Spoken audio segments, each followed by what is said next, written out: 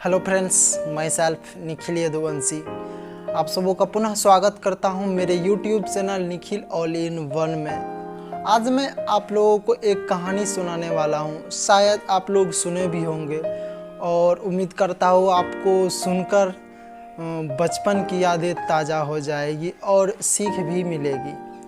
तो चलिए वीडियो को शुरू करते हैं। आज मैं लाइक करने के लिए नहीं कहूँगा।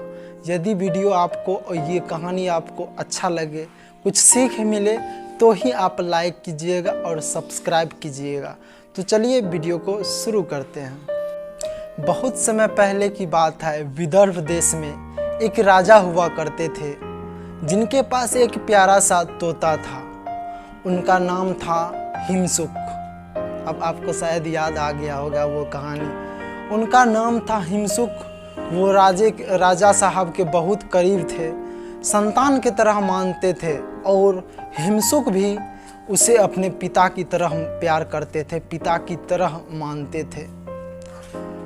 एक दिन की बात है, हिमसुक के गांव से उनके माता पिता का संदेश आया कि बहुत दिन हो गया है तुम्हें देखे हुए, तो राजा साहब से अनुमति लेकर के, आदेश लेकर के तुम एक बार मिलने जुलने के लिए आ जाओ, फिर कुछ दिन रह के मिलजुल करके सबसे फिर चले जाना।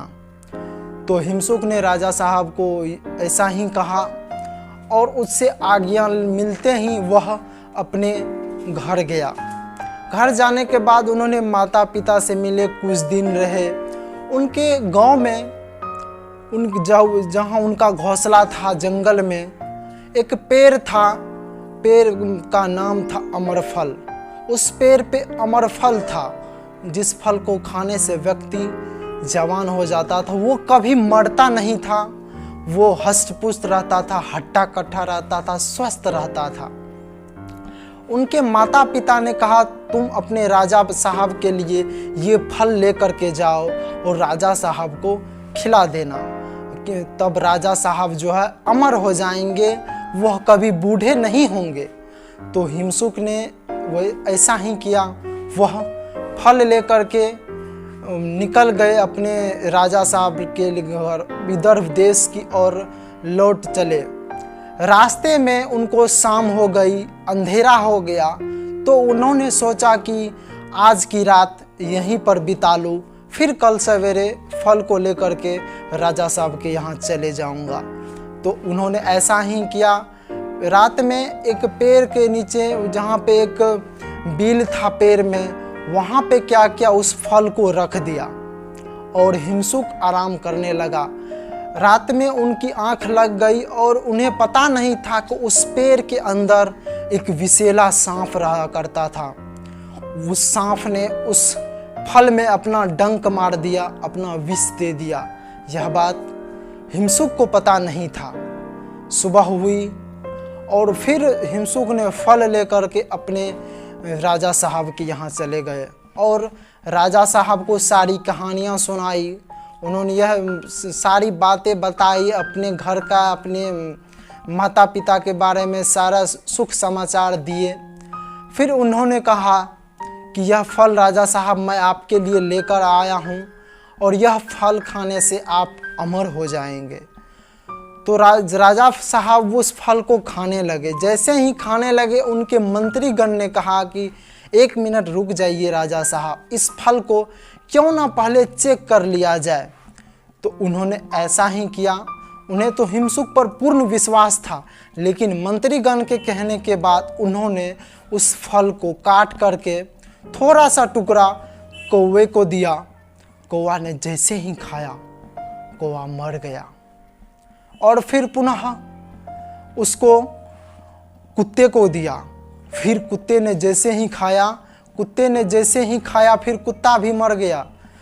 उसके बाद फिर यह देखकर राजा साहब को बहुत गुस्सा आ गया। वह क्रोधित हो गए और मयान में से तलवार निकाले और हिमसुक का सर धड़ से अलग कर दिया। और बिना सोचे समझे उन्होंने हिमसुक का सर धड़ से अलग कर दिया गया और उस मंत्री से और अपने सिपाहियों से कहा उस फल को जहाँ राज का सीमा समाप्त होता है वहाँ पे जाके उनको मिट्टी के अंदर गाड़ दे, दफना दे उस फल को। और ऐसा ही किया गया।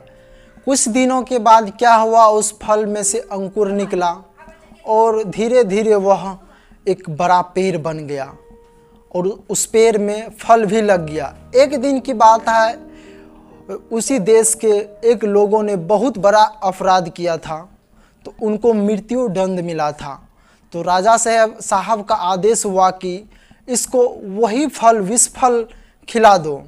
जो अमृत फल था वो विष फल बन गया था। तो उनका आदेश हुआ कि वही विष फल खिला दो, ये स्वयं ही मर जाएगा। तो सिपाहियों ने ऐसा ही किया, उनको वहाँ ले गया।